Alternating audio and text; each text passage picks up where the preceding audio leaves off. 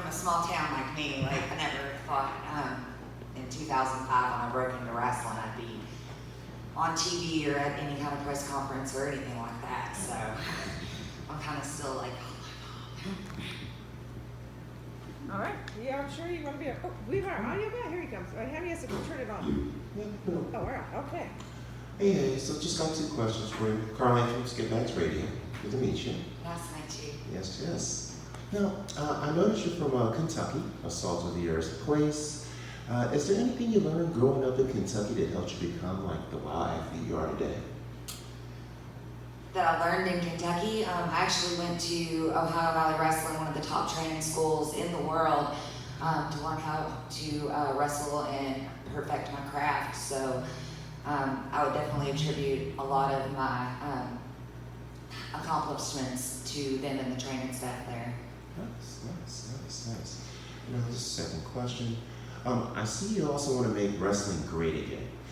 Is there any other like wild talents like yourself that embodies the same motive? Absolutely. I think the champion Tessa Blanchard does. Havoc, and her tag team partner Hazard. There's a few more on the roster that I don't exactly want to break their arm. So. That's good. Well, thank you. Want to ask her about our signature moves? I like that question. Oh, yeah.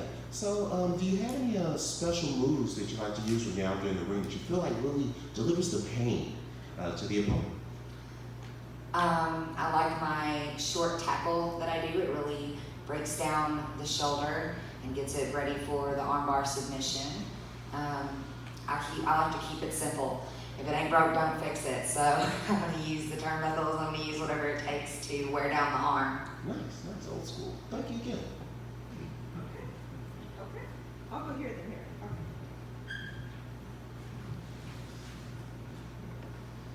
I want to get your impressions on these new young wrestlers that are coming in and some of the issues they bring to the ring. And is there anyone in particular that you actually admire and someone that you might want to help as opposed to show them kind of some lessons that you think they need to learn? I can admire Lioness. She's, from what I've been told by the trainers at the school, she's always the first one there, the last one to leave. She'll stay for both training sessions. So she's working hard. She might be under the wrong influence right now, but I think she has what it takes to go a long way. And as far as young people coming into wrestling, as long as you aren't doing it just to be in the spotlight, it's something that you need to love and you need to have passion for. You need to dedicate your life to it. You need to put in the time and the hours, not only in the ring. You need to study tape. You need to understand and respect everything about this business.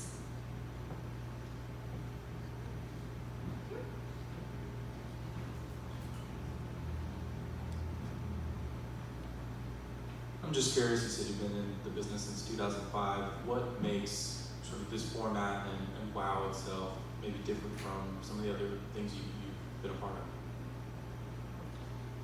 I love the old school feel that is WOW.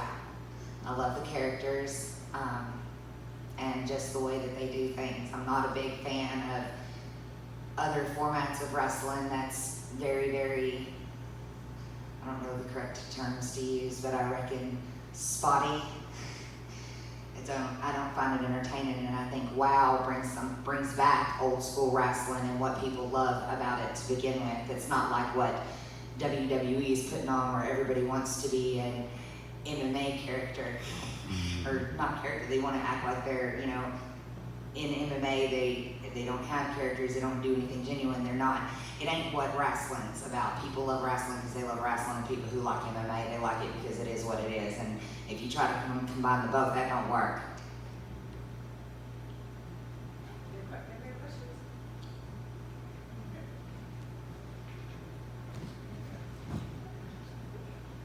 Hi Jesse, how are you?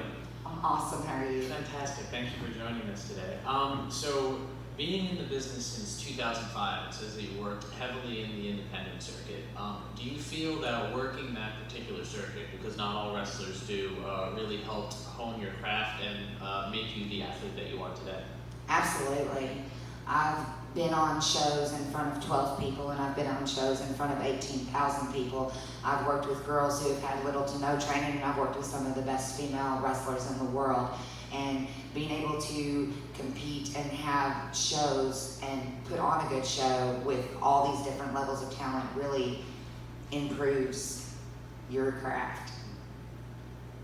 And you talked, just one more follow-up question, if that's okay. And I do agree, having watched your work, you really do bring that old school mentality that I think sometimes wrestling has been missing. You talked about studying tape. Is there a particular match, a particular wrestler, or any type of particular promotional tape that you would watch to draw inspiration from? I love Smoky Mountain Wrestling. Of course, one of my trainers was Tracy Smothers. I don't know if anybody knows who he is. If you follow wrestling, I'm sure you do. He took me under his wing and brought me in as his daughter. And he really is like a father to me. He checks on me every day and critiques me and helps me all the time. I love like the old ECW and WCW and AWA. I'm a huge fan of Sherry Martel and Kurt Hennig, and you know, I love Piper. I love Roddy Piper. He's probably one of my favorites of all time. The Piper's Pit DVD. I love it. So that's mainly the stuff that I watch. Honestly, I'm probably way out of date because I haven't watched anything new that's going on in a long time. And drawing inspiration from those type of guys, or those type of wrestlers, is it strictly movesets that sometimes you study, or sometimes you study certain tapes to get better at talking, or to like learn how to find your own type of flow? I like to see the way that they work their matches to draw emotion, because I think that's one of the most amazing things about wrestling, and that's what people get into it about. They really love to cheer for the person that they love, and they really love to hate and boo the person that they hate. And while they're at these shows and watching, they're able to lose themselves at the show. They're not worried about bills, they ain't worried about their job, they ain't worried about the drama that they have with their family or whatever they got going on. For at least 2 to 4 hours, depending upon how long the show is, they are lost in the world of wrestling. And it's amazing. Thank you. Did you want to speak to how Access TV, did you get a little lift in social media, or more fans, or national attention? Yeah, I know as soon as it debuted, the Jesse Jones, my Twitter and stuff like that, it blew up, and people, it was mostly positive, but there was quite a few people that were not amused. All right. You guys, another question? Thank you, Jesse. Hello, Hi. Tony from Breezeway Productions. I wanted to talk to you a little bit about your Southern gimmick, and as far as, have you had any hostility in portraying that as of late? Not too bad. There's been a few people that have, jumped on me on like social media and had their things to say, and I just try to like block out the negative. I'm not gonna like feed into anybody being hateful or something like that. Most people know what wrestling is and what wrestling's about, so if you understand that, you probably know that, George Animal Steel wasn't really eating turnbuckles. You know what I mean? Like, I hope they know that I don't really hate everybody.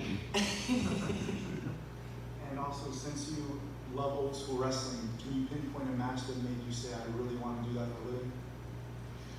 I'm sorry? Can you pinpoint a match you watched when you were younger and you said, I really want to do that?